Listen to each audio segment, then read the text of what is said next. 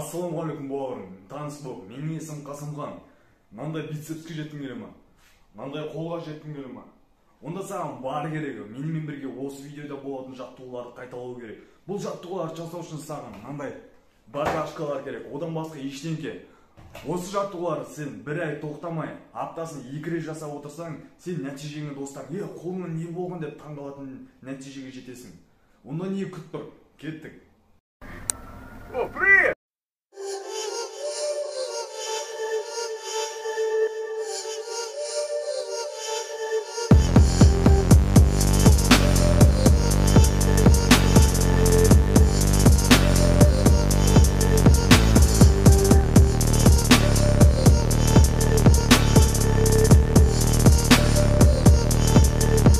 Әр жаттығу сайын өзіңіздің күштеріңіз қалай ауырып жатқанын сезінуіңіз керек.